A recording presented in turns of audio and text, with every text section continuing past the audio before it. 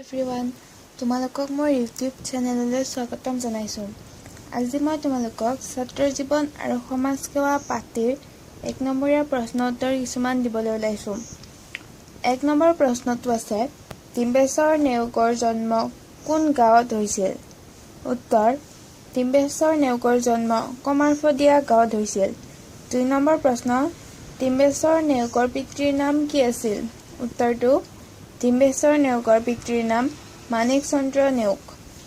3 number প্ৰশ্নটো, ডিম্বেশ্বৰ নেওগে কোনখন আলোচনীৰ জৰিয়তে সাহিত্যিক ৰূপে আত্মপ্ৰকাশ কৰে?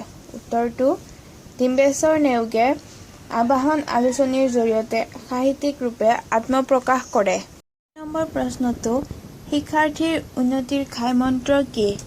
উত্তৰটো হৈছে শিক্ষাৰ্থীৰ উন্নতিৰ ঘাইমন্ত্ৰ ছাত্ৰৰ একাগ্ৰতা।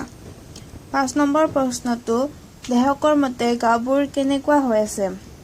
উত্তৰটো হৈছে লেখকৰ মতে গাঁওবোৰ অন্ধবিশ্বাস আৰু কুসংস্কাৰৰ বলি হৈ আছে। 6 নম্বৰ প্ৰশ্নটো, ছাত্ৰ জীৱন কি কৰাৰ সময়?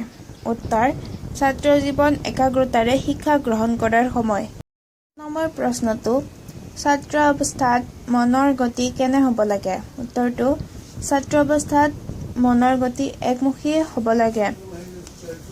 8 নম্বৰ প্ৰশ্নটো, ৰ'দ নপৰা চেঁচা আৰু জেকা ঠাইক কি বোলে? উত্তৰটো, ৰ'দ নপৰা চেঁচা আৰু জেকা ঠাইক চেঁচুক বোলে। 9 নম্বৰ প্ৰশ্নটো, ডেম ডেউকা মানে কি? উত্তৰটো হৈছে ডেম ডেউকা মানে ৰসাল বিজলুৱা পদাৰ্থ। 10 নম্বৰ প্ৰশ্নটো, growth of the Asomiya language গ্ৰন্থৰ ৰচক কোন? উত্তৰটো, growth of the Asomiya language গ্ৰন্থৰ ৰচক ডিম্বেশ্বৰ নেওগ।